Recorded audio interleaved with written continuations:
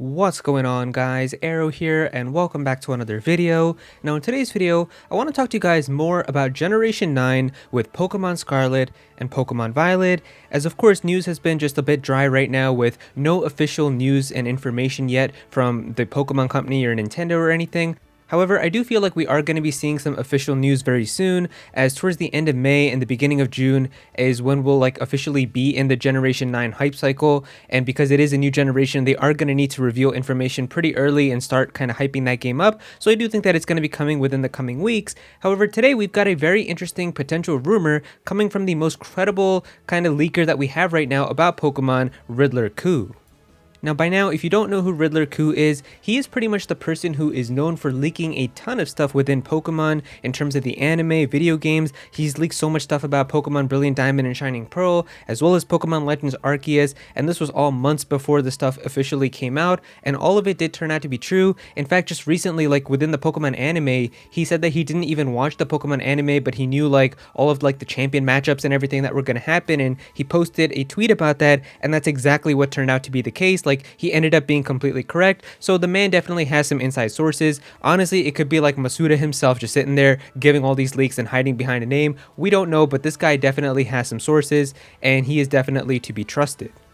Now, like his name implies, he is a Riddler, so he does give information in terms of little teases and hints, and you can try to decipher them to try to figure out more information about the games. So recently, RiddlerCoup has been posting a lot of interesting images on his Twitter account, and people have been trying to decipher them and figure out what exactly he's trying to hint at, and today it looks like we have a theory here that's actually looking very convincing as for what exactly it could be hinting, and it's looking like that he might actually be teasing the cover box art legendaries for Generation 9 in Pokemon Scarlet and Violet. Now, in order to understand this, the first thing that we need to take a look at is kind of the images that RiddlerCoup has posted. And the thing is, he doesn't just post images of a Pokemon right away, but rather a very zoomed in image of a part of a Pokemon. So the first image that he's posted right here is of Lugia, and this is a wing on Lugia, so you can see right here. Then we have a picture of a fin from Kyogre, and then we have a claw from Rayquaza. So after posting these 4 images, the Riddler did say that we have now finished halftime basically, and that we've been halfway through kind of these teases, and then most recently the image that he posted was something for Zekrom.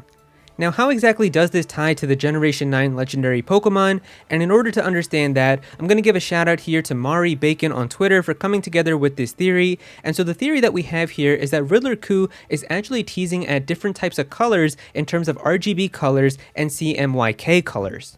Now, for the many people out there who are probably not artists, if you guys want a quick explanation for this, we basically have 2 different types of kind of color spectrums or kind of ways of representing color, and the big ways that we have are RGB color and CMYK color. So RGB color is the one that you always see kind of in digital media. This is the type of colors that you see in YouTube thumbnails. This is the types of colors that you see on Twitter and just images that are posted digitally, and they're pretty much vibrant and colorful because that's the type of image that you're going to be seeing on a screen a lot, so they want to make sure that the colors are popping.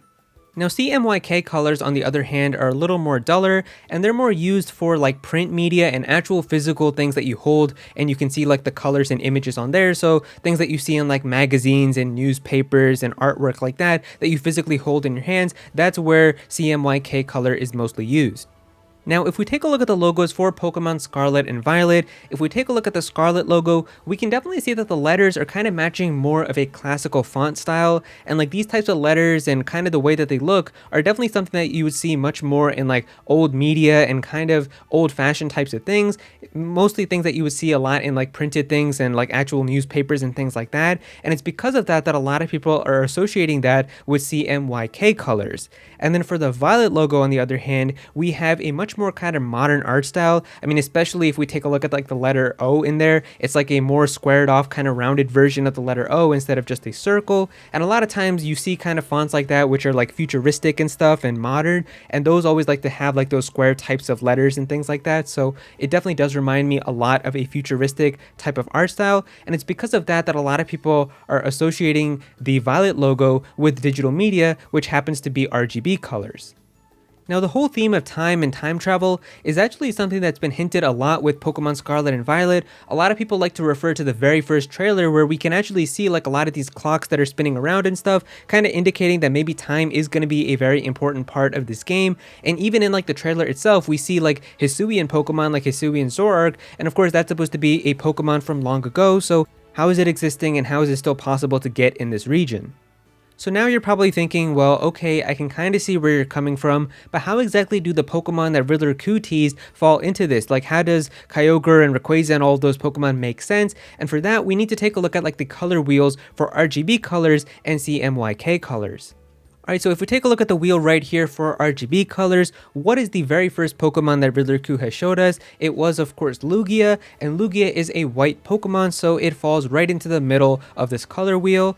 And then the next color that we have here is red, so for red, we've got Groudon on top. A big prominent color on the other side is blue, we've got Kyogre for that, and then the other one is green, and we have Rayquaza for that. Now, if we take a look at CMYK colors, the first Pokemon that he's shown after the halfway point is Zekrom, which is a black Pokemon, and of course Zekrom falls right into the middle of CMYK, and so because of that now we still don't know the other like remaining hints which are going to be coming in the coming days, and so I think now it's like really going to be crucial to keep an eye on which Pokemon RiddlerCoup decides to show us now, because this is looking like it actually could make a lot of sense, because the thing is the colors that we have for CMYK are of course cyan, magenta, and yellow, and for that I don't know if there's like a box legendary, because of course all the Pokemon that he's shown us so far are box legendaries like Lugia and Groudon and Rayquaza and all of them, so I don't think that there's like a box legendary which is yellow, but there's still many like yellow legendary Pokemon like Zeraora, Raikou, Zapdos, like any of those Pokemon could be shown.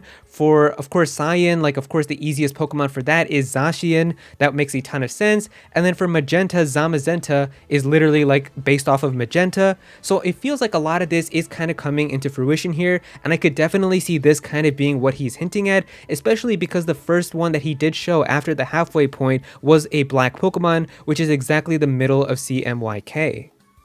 And so yeah, that's pretty much the theory that we have right now about potentially what these legendary Pokemon could be like with Generation 9. If you guys enjoyed this video, then definitely be sure to click that like button and also comment down below and let me know what you guys think of this. Do you guys agree with this theory? Do you think it could be something else? What do you think about it? Definitely be sure to comment down below and let me know. If you're new to this channel, then please be sure to subscribe. I'm definitely going to have some more Pokemon content in the future, so definitely be sure to subscribe so you don't miss out on that.